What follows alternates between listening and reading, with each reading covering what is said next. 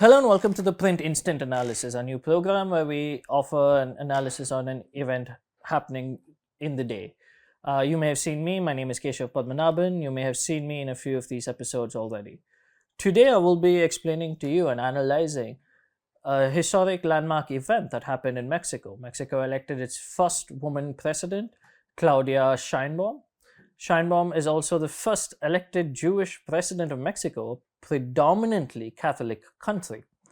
A PhD in energy engineering and a climate scientist who contributed to a Nobel Prize winning report in 2007 as part of the IPCC.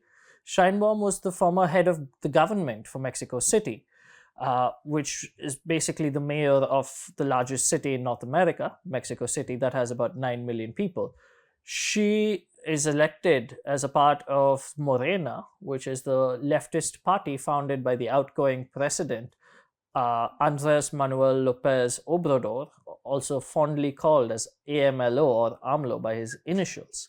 This election in Mexico had two candidates, leading candidates, who were both women. In the 200 years of Mexican history, this is the first time that a woman has been elected to the top spot. She's projected to get about 58% to 60% of the votes as per the quick counting, but the final results we will know only by around the 8th of June. Her closest rival, Xochitl Galvez, is expected to win only about 26 to 28% of the vote. The victory by Sheinbaum shows the kind of popularity that AMLO has created for himself, having popularity ratings of about 61%. And the reason for this, of course, is that the left-wing Morena in the last 6 years that has governed Mexico has doubled the minimum wage, lifted around 9 million people from poverty, and has started flagship infrastructure projects like the $28 billion train line through the Yucatan province. Right? So this is the kind of situation that Sheinbaum, a former climate scientist, comes in. But the next 6 years, because a presidential term in Mexico is for 6 years, is not going to be easy running for Sheinbaum. This electoral cycle in Mexico itself is considered to be one of the most violent electoral cycles seen in the history of the country.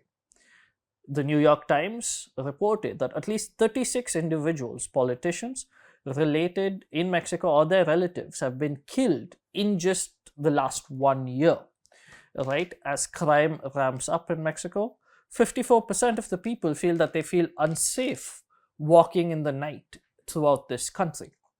So this is the domestic situation that Sheinbaum comes into, right? AMLO is famous for relying heavily on the military to sort of bring safety and control to Mexico.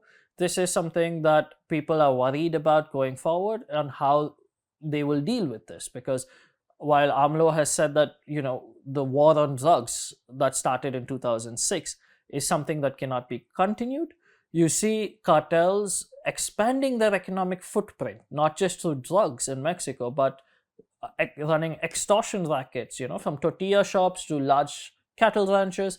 There are various reports to show how in the last 6 years, the cartels have expanded its operation in Mexico. So this is the domestic situation that faces Sheinbaum once he takes over on the 1st of October this year. But externally as well, when it comes to foreign affairs, Obrador has worked closely with both the former US President Trump as well as current US President Joseph R. Biden when it comes to migration. Right? Mexico has increased the number of illegal migrants that they have apprehended and sent back to their home countries. And Sheinbaum is expected to continue with the same way. But there are US elections coming up later this year, so she may have to work with either the Biden presidency or the Trump presidency when it comes to migration. But that's not all. The US-Mexico-Canada agreement, which replaced the North American Free Trade Agreement, which was negotiated by President Trump, is up for renewal in 2026. There are negotiations expected for the kind of trade-offs that Mexico is going to be asking the US to continue apprehending migrants and strengthening the border for the United States of America. This is something she has to deal with.